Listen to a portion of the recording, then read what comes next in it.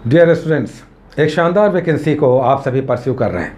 Sub inspector की नई vacancy आ चुकी है, आप सभी फॉर्म भर रहे हैं। फॉर्म भरने में एहतियात बरतें, कोई मिस्टेक ना हो, बाद में इस पर कोई भी सुनवाई नहीं होती। तो फॉर्म भरने से पहले आप ज़रूर सोच लें कि हमें फॉर्म में कोई गलती नहीं करनी है।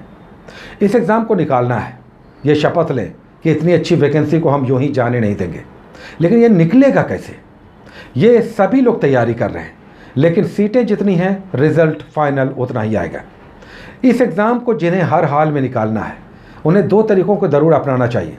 एक, कंसिस्टेंट लेबर, जो भी आप पढ़ रहे हैं डेली आप पढ़ें, 3 घंटे 4 घंटे जितने भी घंटे आपके पास हैं वो हर दिन कंसिस्टेंटली बिना एक दिन भी मिस किए, एक्सेप्ट इमरजेंसी जब आती है तब हम कुछ नहीं कर सकते, लेकिन रेस्ट डेज में कंसिस्टेंटली अपनी तैयारियों में लगे रहें। और दूसरा कि जो बुक्स आप फॉलो कर रहे हैं ये बुक्स ऐसे हों जो एग्ज़ाम फ्रेंडली हों, जिससे क्वेश्चंस दिखते हों। अगर ये दो चीज़ आप कर रहे हैं तो रिज़ल्ट आपका डेफिनेटली आएगा। क्योंकि अभी भी इस एग्ज़ाम में टाइम है, कम से कम 2 महीने आपको टाइम मिलेगा मिनिमम, हो सकता है इससे अधिक टाइम मिले।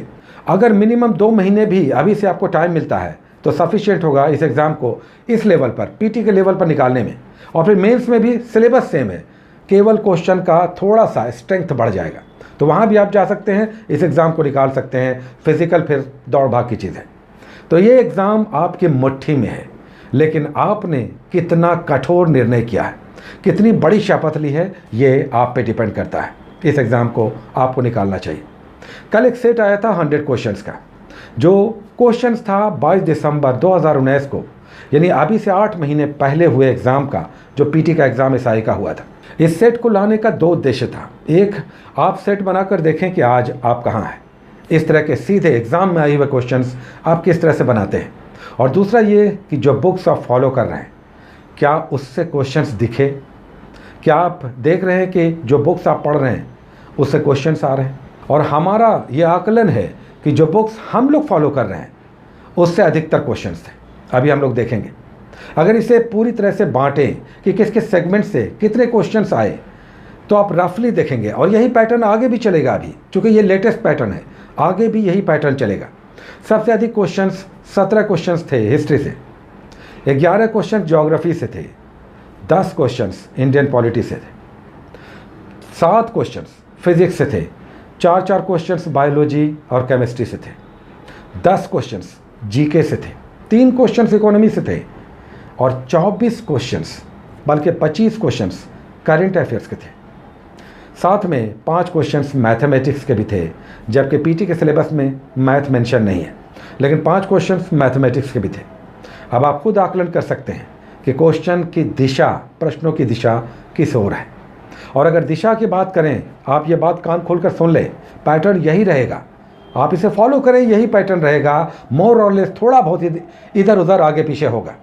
इसमें से हमने कुछ क्वेश्चन जो बताया ये एक दूसरे में आ जाते हैं। ज्योग्राफी के क्वेश्चंस इकोनॉमी में, और कभी कभी ज्योग्राफी के क्वेश्चंस जीके में, या जीके को क्वेश्चंस इकोनॉमी में, ज्योग्राफी में, तो ये इंटरचेंज होता रहता है। कुछ क्वेश्चंस कॉमन होते हैं, लेकिन आपने पैटर्न देखा कि ऑलमोस्ट सबसे ज़्यादा हिस्ट्री से, उसका ज्योग्राफी और पॉलिटी से अगर मिलाएं तो लगभग 30 क्वेश्चंस, 35 क्वेश्चंस यहीं से हो जाते हैं, बल्कि 40 क्वेश्चंस इस 3 सेगमेंट से ही 40 क्वेश्चंस हैं।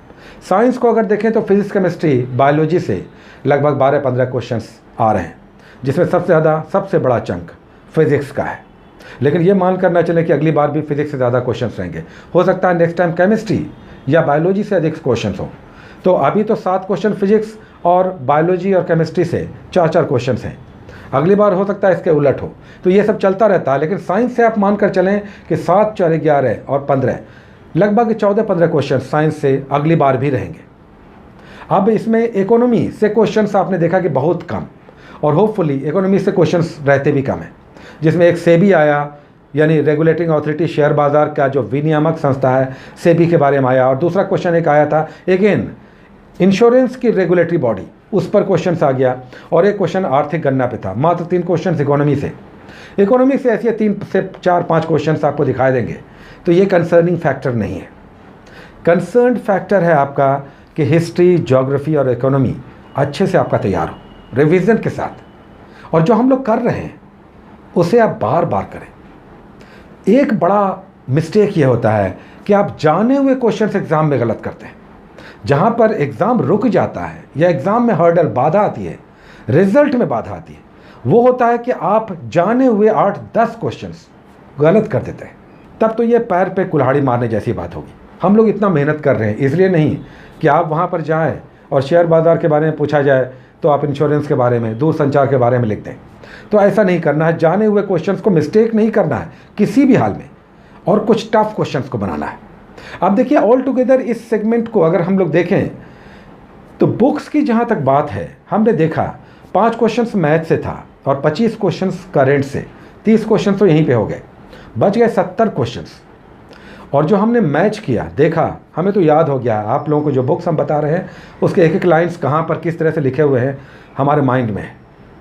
हमने देखते ही एक कैलकुलेट जो रफ किया वो ये कि लगभग 48 से 50 क्वेश्चंस इस सेट के आपके बुक से आए, और ये हल्के और टफ दोनों तरह के क्वेश्चंस थे, यानी मीडियोकर भी थे, कुछ इजी भी थे, कुछ टफ क्वेश्चंस भी थे। 48 से 50 क्वेश्चंस लूसेंट और क्रॉन से थे। इसमें स्पीडी को हमने नहीं जोड़ा है, क्योंकि स्पीडी में 1 लाइनर्स हैं तो उसमें सर्च करना थोड़ा दिक्कत होता है। तो हमने केवल लूसेंट और क्रॉन की बात की है कि इन दोनों बुक्स से 48 से 50 क्वेश्चंस हैं। आप स्वयं देख सकते हैं, पेज में जाएं, मिला लें आप, हम लोग पेजेस कर रहे हैं। तो अगर आप जो बुक्स लेकर चल रहे हैं उसमें 45 से 48, 50 क्वेश्चंस आ रहे हैं, तो इसका मतलब है कि हम लोग सही दिशा में, अच्छे दिशा में हम लोग आगे बढ़ रहे हैं। मेहनत बस करते रहना है, कंसिस्टेंट लेबर, और समझ को अपनी थोड़ा बना कर रखना है। ऐसा नहीं होता है, बहुत सारे लोग बेजा नर्वस हो जाते हैं।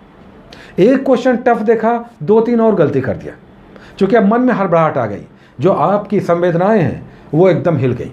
अरे बाप, 2-3 क्वेश्चन हमसे नहीं बना, अब क्या होगा, क्वेश्चन गड़बड़ा गया, एग्ज़ाम गड़बड़ा गया। तो ये होता है नर्वस सिस्टम का, ये जो फेलियर है एग्जामिनेशन हॉल में, ये बहुत सारे लोगों के साथ है। 1-2 क्वेश्चंस नहीं बना कि 5-7 क्वेश्चन भारी पड़ गया। तो ये नहीं करना है।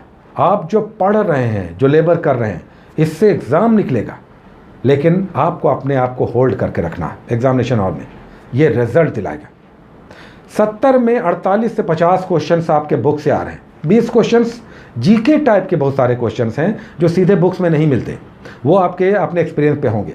जैसे हॉर्नबिल उत्सव कहाँ मनाया जाता है, तीजन बाई, उनके बारे में क्वेश्चन आया था। तो ये सब सीधे तौर पर बुक्स में नहीं मिलते, ये सब हमारे सेट बनाने से कवर होते हैं। और इसीलिए हम कहते हैं कि हर तीसरे दिन और या हर अल्टरनेट डे आप प्रैक्टिस सेट ज़रूर करें। इससे वो जो 10 क्वेश्चंस जीके जीएस वाले हैं, जीके वाले, जनरल नॉलेज वाले, जो बुक्स में नहीं मिलते, ये प्रैक्टिस सेट में हल हो जाते हैं। हॉर्नबिल उत्सव हो गया या तीजन बाई हो गया, ये सब आप सेट्स में बनाते हैं तो वो बन जाते हैं। वहाँ पर मिलता है, आपको पता चलता है पंडवानी गायिका है, तीजन बाई प्रमुख कलाकार हैं। तो ऐसे क्वेश्चन सेट से हल होंगे। इसका मतलब है बुक से तो हम लोग 48-50 कर रहे हैं, कुछ सेट से 2, 4, 5 हल हो जाते हैं, तो 54-55 क्वेश्चन आपके कवर इधर हो जाते हैं। मैथमेटिक्स 5 छोड़ दीजिए, यहाँ पर बहुत सारे लोग मैथ नहीं बना पाते हैं, हटा दीजिए। बात अब आती है करंट अफेयर्स की, 25 क्वेश्चंस। एक और सेट हमने देखा था, उसमें भी ऐसे ही 23 से 25 क्वेश्चंस।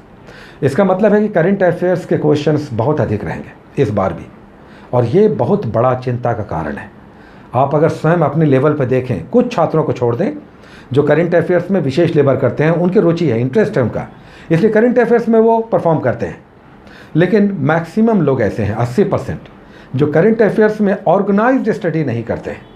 कुछ वहाँ से पढ़ लिया, कुछ वहाँ से पढ़ लिया, कुछ उठा लिया, कभी छोड़ दिया, कभी तनाव में आ गए। करंट अफेयर्स में आप उलझे हुए रहते हैं, तो ये कैसे होगा? यहाँ पर हम आपसे बिल्कुल स्पष्ट रूप से कहेंगे, एक तो ये कि अखबार जो डेली पढ़ते हैं उनका तोड़ नहीं है। कोई भी एक अखबार, 1 रुपये वाला सही, 1 रुपये वाला ही सही, आप एक डेली ज़रूर पढ़ें, कम से कम हेडलाइन देख लें। स्पोर्ट्स के पेज पे, इकोनॉमी के पेज पर, अपने राज्य के पेज पर जाएं और राष्ट्रीय अंतर्राष्ट्रीय के पेज पर जाएं, सब बटा होता है। एक बार कम से कम पूरा पढ़ें नहीं, केवल हेडलाइन आप देख लें। हेडलाइंस जो बड़े बड़े लाइंस होते हैं अखबारों के, इतना भी आप कर लेते हैं जो हार्डली 5 से 10 मिनट में हो सकता है, तो आपने समझिए कि अखबार पढ़ लिया। नहीं से हाँ हो गया, 1 रुपये वाला ही आप ले लें कम से कम। एनीवे, आजकल 2 रुपये में अच्छे अच्छे अखबार आते हैं, पेपर्स आते हैं, तो वो आप करें। एक अखबार पढ़ना चाहिए। लेकिन बहुत सारे लोगों के पास गाँव में तो अखबार आता ही नहीं है। बहुत सारे ऐसे गाँव हैं, दूर दराज के इलाके, या बहुत सारे लोग ऐसे हैं जहाँ पर पेपर्स की फैसिलिटी नहीं है। तो अब कैसे होगा? हमने हमने करंट अफेयर्स को लेकर आपको रेगुलर आगाह किया है। हम लोग डेट वाइज अभी कर रहे हैं जनवरी से, और अभी जब आप तैयारी कर रहे हैं तो आप अगर ट्रेंड देखेंगे तो पिछले 6 महीने के करंट अफेयर्स सबसे ज़्यादा पूछे जाते हैं, लास्ट 6 मंथ के। तो लास्ट 6 मंथ को तो स्कैन हम लोग करेंगे। सेफ होता है 1 साल पीछे का कर लेना, लेकिन 1 साल छोड़िए, जनवरी से अगर आप कर लेते हैं करंट अफेयर्स तो आप बहुत हद तक सेफ रहेंगे। लास्ट 6 मंथ में ही लगभग 70 से 80% क्वेश्चन आपके करंट के कवर हो जाएंगे। 8-9 महीने के पीछे के आप कर लेते हैं तो आप मानकर चलें 90% क्वेश्चन आपके कवर हो जाएंगे। 10% क्वेश्चन ऐसे होते हैं जो 9 से 12 महीने पीछे के होते हैं, 1 साल पीछे के होते हैं। तो करंट अफेयर्स को करना है, ऑनलाइन आप करें।